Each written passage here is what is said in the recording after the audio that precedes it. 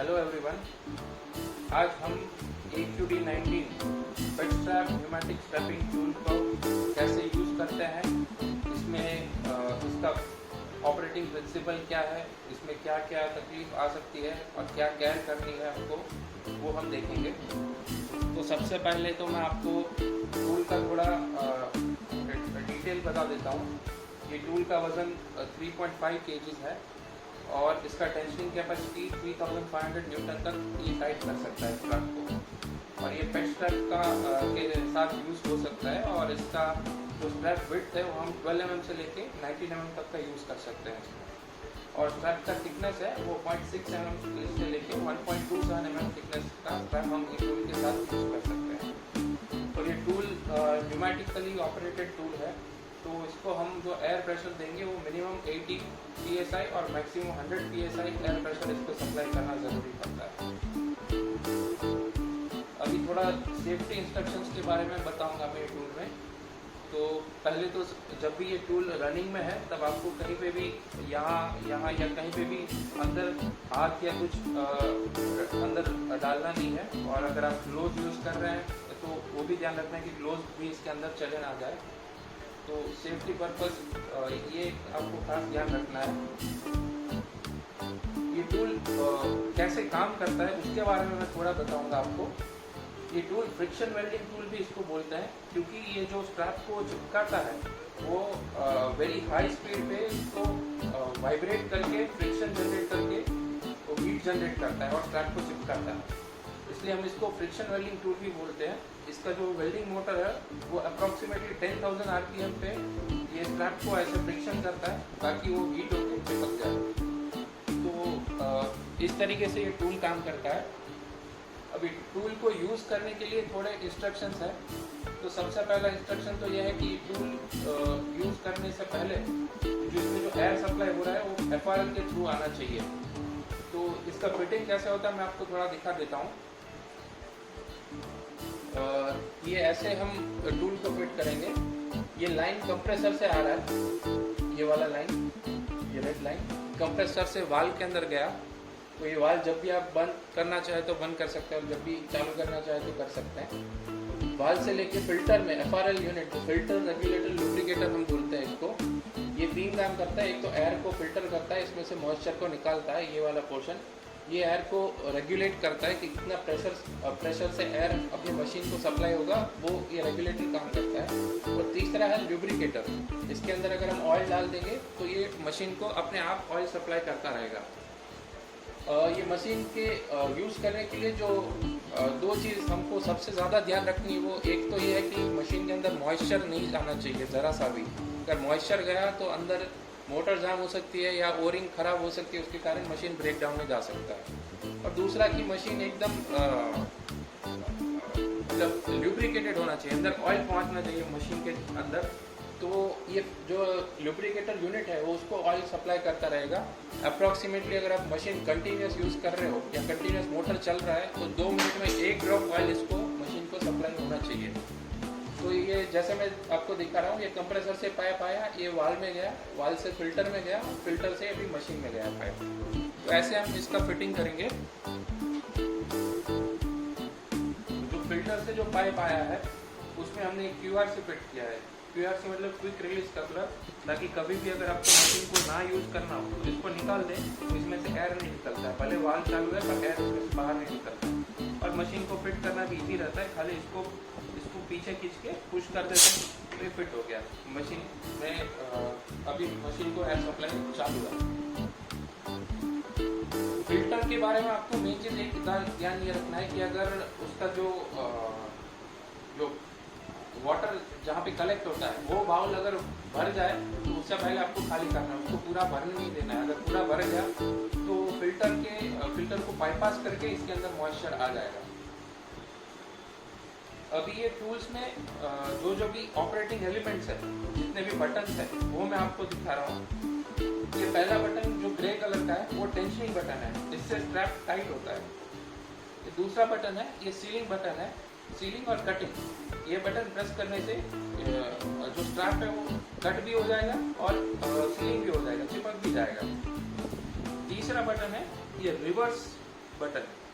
ये क्या करता है, जब आपका स्ट्रैप फुल टाइट हो गया, टेंशनिंग और सीलिंग और कटिंग तीनों ऑपरेशन हो गया, फिर मशीन को बाहर निकालने के लिए मुश्किल होता है क्योंकि स्ट्रैप फुल टाइट है मशीन के अंदर। तो आपको ये रिवर्स बटन ज़रा सा प्रेस करना है ताकि वो टेंशन रिलीज हो जाए और फिर आप टूल को बाहर निकाल सकते हैं। और तीसरा ऑपरेटिंग एलिमेंट है ये टेंशनिंग मोटर। ये टेंशनिंग मोटर है, इसको हम ऊपर प्रेस करेंगे तभी रिलीज होगा मशीन स्ट्रैप में से। एक बार स्ट्रैप टाइट हो गया, सीलिंग कटिंग हो गया, तो मशीन बाहर निकालने के लिए टेंशनिंग मोटर को ऐसे हैंडल की तरफ ऊपर पूरा खींचना पड़ेगा, तभी वो मशीन ऐसे करके बाहर निकलेगा। तो इसमें मेनली ये 4 ही ऑपरेटिंग एलिमेंट्स हैं। अभी हम टूल को कैसे यूज करना है उसका लाइव डेमो देखेंगे। ये पेड स्ट्रैप है, इसका जो लूज एंड है उसको नीचे रखना है और जो रोल के साथ जुड़ा हुआ एंड है उसको ऊपर रखना है। हम ऐसे स्ट्रैप को रखेंगे और मशीन के अंदर स्ट्रैप को ऐसे फीड करेंगे। स्ट्रैप को फीड करने के लिए आपको खाली लेफ्ट हैंड का ही यूज करना है, राइट हैंड नहीं यूज करना है। लेफ्ट हैंड को स्ट्रैप से ऐसे पीछे पकड़ के हम ये टेंशनिंग मोटर को ऐसे ऊपर खींचेंगे ताकि इसमें जगह बन जाए और स्ट्रैप हम अंदर से खिसका सके। और जो ऊपर का स्ट्रैप है वो जो कटर है, ये कटर के अंदर डालना है हमको, क्योंकि ऊपर का स्ट्रैप हमको कट करना है। तो ऊपर का स्ट्रैप ये कटर के ऊपर डालेंगे और नीचे वाला कटर से नीचे डालेंगे। तो ऐसे हमने ये भी स्ट्रैप डाला है अंदर और इसको ऐसे साइड से फिंगर से धक्का मार देंगे ताकि वो लास्ट तक पहुंच जाए अंदर तक। अभी हम इसको टाइट करेंगे ये बटन प्रेस करके। ये स्ट्रैप पूरा टाइट हो गया। अभी हम इसका सीलिंग और कटिंग करेंगे। ये बटन प्रेस करने से ये जो स्ट्रैप है वो कट भी हो जाएगा और सीलिंग भी हो जाएगा। ये पूरा टेंशनिंग सीलिंग कटिंग हो गया। अभी मशीन को बाहर निकालने के लिए ऐसे खींचेंगे तो नहीं निकलेगा क्योंकि अभी टेंशन के अंदर है स्ट्रैप मशीन में। तो इसको टेंशन रिलीज करने के लिए जो मैं बताया ना रिवर्स स्विच, ये रिवर्स स्विच आपको हल्का सा प्रेस करना है। आप हल्का सा प्रेस करोगे तो ये जो मोटर है टेंशनिंग मोटर अपने आप थोड़ा ऊपर चला जाएगा। देखो चला गया ना ऊपर, तो इसका मतलब अभी टेंशनिंग से रिलीज हो गया। अभी मशीन को बाहर निकालने के लिए इसको और ऊपर खींचना पड़ेगा और फिर ऐसे साइड से मशीन को बाहर निकाल दीजिए। तो ये अपना टेंशनिंग सीलिंग कटिंग हो गया और मशीन हमने बाहर निकाल लिया। ऐसे इसका यूज होता है। अभी मैं थोड़ा इसमें जो मशीन के अंदर एडजस्टमेंट्स है उसके बारे में बताना चाहता हूँ आपको। तो एक तो ये टेंशनिंग एडजस्टमेंट है। अगर आपको कम स्पीड से टाइट करना है स्ट्रैप को, या आपका स्ट्रैप का थिकनेस पतला है, 12 mm 0.6 mm थिकनेस का स्ट्रैप अगर आप यूज़ कर रहे हैं, तो ये जो थ्रोटल वाल्व बोलते हैं इसको, टेंशनिंग एडजस्टमेंट का काम करता है। ये अभी बाय डिफॉल्ट हॉरिजॉन्टल पोजीशन में रहता है। तो इसको जितना आप स्लैंट करोगे उतना एयर सप्लाई टेंशनिंग मोटर को कम मिलेगा और उतना वो कम स्पीड में घूमेगा मोटर, इसलिए कम स्पीड से टाइट करेगा। तो ये टेंशनिंग का एडजस्टमेंट हो गया। ये जो सीलिंग का एडजस्टमेंट है, कितना सीलिंग करना है उसका एडजस्टमेंट ये नीडल वाल्व से होता है। ये नीडल वाल्व अगर हमने क्लॉकवाइज घुमाया तो सीलिंग टाइम बढ़ जाएगा, अगर एंटी क्लॉकवाइज घुमाया तो सीलिंग टाइम कम हो जाएगा। तो अपनी स्ट्रैप की थिकनेस और विड्थ के हिसाब से आपको ये सीलिंग टाइम को एडजस्ट करना है। तीसरा एडजस्टमेंट है स्ट्रैप गाइड का। मशीन के साथ में किट आता है, तो किट के अंदर स्ट्रैप गाइड दिया होता है 2 अलग अलग साइज का। आपके अंदर एक गाइड तो ऑलरेडी फिट किया रहेगा मशीन के अंदर, बाय डिफॉल्ट 19 mm का आता है और 12 mm और 16 mm का गाइड साथ में सप्लाई होता है।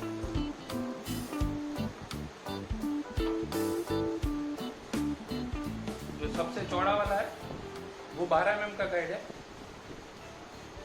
ये 16 mm का गाइड है और अभी मशीन में जो लगा है वो 19 mm का गाइड है। ये गाइड का यूज क्या है मैं आपको बताता हूँ। ये गाइड ये स्ट्रैप को एकदम पैरेलली चिपकाता है। अगर हमने 12 mm का स्ट्रैप है और हम 19 mm का गाइड यूज कर रहे हैं तो स्ट्रैप क्रॉस जा सकता है, तो ये पूरा पैरेलल सीलिंग नहीं होगा, थोड़ा क्रॉस में सीलिंग होगा। तो इसलिए जो भी आप स्ट्रैप साइज यूज करो उस हिसाब से ये गाइड को चेंज करना जरूरी है। ये Allen की बोल्ट खोल के आप गाइड को चेंज कर सकते हैं। दूसरा है कि ये टूल में बाय डिफॉल्ट जो नया टूल आता है उसमें ये फीड व्हील और नीचे के ग्रिपर का क्लियरेंस दिया रहता है, वो दोनों टच नहीं होता एक दूसरे से। तो उसके कारण क्या होता है, अगर आप बिना स्ट्रैप का भी ये बटन प्रेस कर दिया तो वो टेंशनिंग व्हील और नीचे का ग्रिपर वो कभी आमने सामने टकराएगा नहीं और उसका टीथ खराब नहीं होगा। वो 1 mm का क्लियरेंस दिया रहता है जनरली नए मशीन में, और वैसे ही ऐसे वाइब्रेटर और नीचे का बॉटम ड्राइव उसमें भी 0.5 mm का क्लियरेंस दिया रहता है। फिर भी हम यही आपको सजेस्ट करेंगे कि बिना इसके अंदर स्ट्रैप डाले आप कोई भी बटन ना दबाएं, ना तो ये और ना तो ये तीसरा वाला, 3 में से कोई भी बटन आप प्रेस ना करें। स्ट्रैप डालने के बाद ही यूज़ करें, क्योंकि क्या कभी कभी आपने अगर नीचे पैकिंग डाल दिया और आपको पता नहीं है तो अब ये बटन प्रेस कर दिया तो क्या होगा कि वाइब्रेटर और बॉटम ड्राइव दोनों आमने सामने टकरा जाएंगे और दोनों वेयर आउट हो जाएंगे, तो दोनों स्पेयर पार्ट्स फिर बदलने पड़ेंगे। अभी बात करते हैं इसका सर्विसिंग और क्लीनिंग। तो बहुत ही ईजी है सर्विसिंग और क्लीनिंग। खाली स्ट्रैप के अंदर कुछ भी डस्ट पार्टिकल्स अगर आपको दिख रहा है तो आप हर रोज मशीन को यूज करने के बाद खाली इसको एयर से इधर का पार्ट क्लीन कर देंगे। ये मशीन अपना क्लीन हो गया। मशीन के अंदर कुछ क्लीन करने की जरूरत नहीं है। जो बाहर का पार्ट है जहाँ पे टेंशनिंग, सीलिंग और कटिंग होता है वही चीज़ आपको क्लीन करनी है। और ये हम प्रॉपरली क्लीन करेंगे और फिल्टर को प्रॉपरली मेंटेन करेंगे तो मशीन खराब कभी नहीं होगा। अब मशीन में जो जनरल प्रॉब्लम्स आती है उसके बारे में मैं थोड़ा समझाना चाहता हूँ आपको। तो एक तो टेंशनिंग मोटर में प्रॉब्लम आता है। टेंशनिंग में तो कभी क्या होता है कि टेंशनिंग मोटर स्टार्ट नहीं होता, ये बटन प्रेस करने के बाद टेंशनिंग स्टार्ट नहीं होता, पट्टी टाइट नहीं होती है, मोटर जाम हो गया होता, उसके कारण वो नहीं होता। मोटर जाम होने के रीजंस क्या है?